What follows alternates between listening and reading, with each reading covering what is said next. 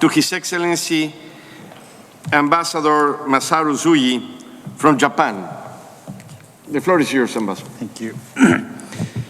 Mr. Chairperson, Director General, distinguished delegates and friends. First, I'd like to congratulate you, Ambassador Edward Ibarra Nicolin, on your election as the chairperson of this session of the Conference of State Parties. Let me start with the important progress we made this year. The Chemical Weapons Convention is one of the most successful disarmament international agreements, whose objective is to total elimination of an entire class of weapons of mass destruction. We are glad to see the steady progress we made this year. First, 90% of total declared chemical weapons have been verified by the organization as destroyed, which leads us one more step closer to our ultimate objective. We welcome this progress and appreciate the efforts by the state parties concerned. Second, we have witnessed one more step forward on the universality of this convention. Myanmar and Angola have joined the convention. Japan appreciates the effort by the state parties and the technical secretariat to promote the universality of the convention. At the same time, we would like to stress that state parties should make further efforts to encourage the remaining states not party to this convention to join this convention. To ensure that the OPCW, based on those achievements, continues to discharge its important responsibility under this convention while adapting to a changing international security environment and facing recent security challenges such as terrorism, we believe it is timely to start engaging in the discussion on the future direction of this organization. We had a constructive discussion in the retreat meeting in October. We appreciate the initiative taken by the Director General, and we will continue to participate actively in this collective efforts. Mr. Chairman, next I turn to the chemical weapons in the Syrian Arab Republic. While we welcome the progress on the destruction of chemical weapons and the chemical weapons production facilities, we should continue to be seized to address the remaining important issues.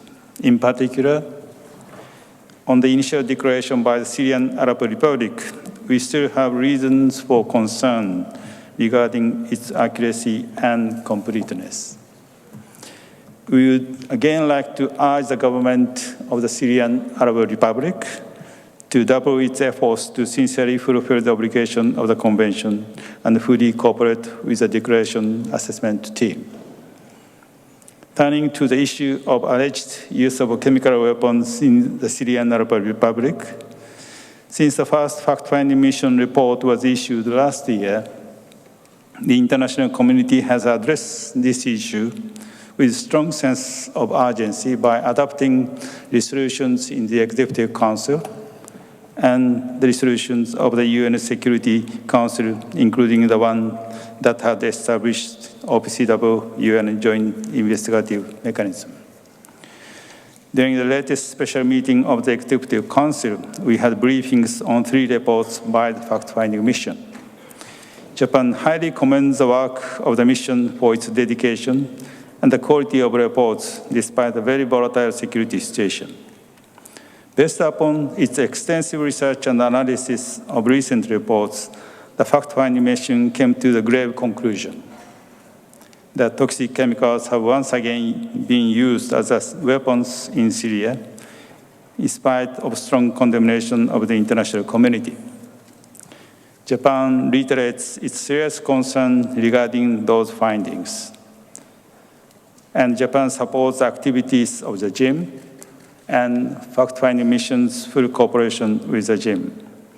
We urge all parties directly related to its activities, including the Syrian Arab Republic, to strengthen cooperation with the Technical Secretariat for facilitating the work of the mission. Those who are responsible for the use of chemical weapons should be identified and brought to justice. Now I'd like to touch upon a couple of issues which deserve special attention for enhancing the effectiveness of this convention. First, establishing the national implementation measures is one of the fundamental obligations of state parties.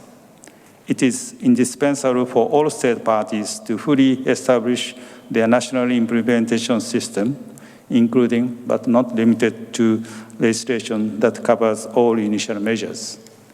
At the same time, multifaceted efforts, such as promoting capacity building of personnel for national authorities, are necessary for ensuring the effective implementation. Furthermore, as increased threats caused by use of chemical weapons by non-state actors, including terrorists, are ever becoming imminent, we would like to stress that enhancing national implementation measures is a key for addressing those new challenges. Second, on the program and budget of the OPCW for the next year, we appreciate the efforts by the Secretariat.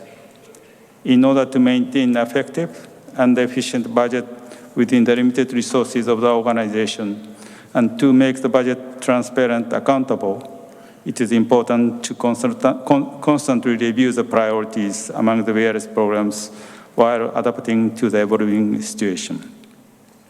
It is important to maintain healthy and sustainable financial basis of this organization to ensure that it continues to discharge its responsibility. Therefore, the conference needs to closely monitor non-payment of assessed contribution and reimbursements. Mr. Chairman, let me briefly touch upon the issue of central nervous system acting chemicals. Japan takes due note that this issue has drawn the attention of many state parties in recent years. We would like to express that Japan is neither developing, producing, stockpiling, nor using CNS acting chemicals for law enforcement purposes. We will continue to closely follow the discussion on this issue with interest. Mr. Chairman, last but not least, let me refer to an important issue for Japan, the abandoned chemical weapons, ACWs. The destruction of ACW is one of the most important commitments Japan has made under this convention. The projects have made notable progress through cooperation between Japan and China. Japan and China received the Executive Council representatives and the Director General at the Harbin site in June this year. Through the first-hand information that participants had during this visit, we are confident that the visit further promoted a good understanding about the current situation of the site, the progress of ACW projects, and also of the close on-site cooperation between Japan and China. The progress of the ACW projects has been made with a valuable on-site cooperation between the two countries. I'd like to reiterate that without constructive cooperation and close coordination between the two countries, these unprecedented difficult projects could not have been carried out. We reaffirm our commitment to exert the greatest possible efforts for the early and complete destruction of ACWs with adequate cooperation of China. In order to promote correct understanding, a photo and video exhibition of the ACW project is being held here at the World Forum during the conference. And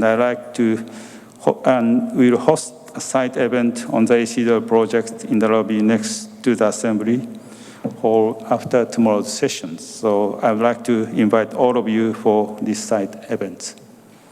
Finally, Mr. Chairman, I would like to reassure you of the support of our delegation to ensure the successful conduct of the conference. Thank you, Mr. Chairman, for your attention. Thank you, Ambassador, for your statement.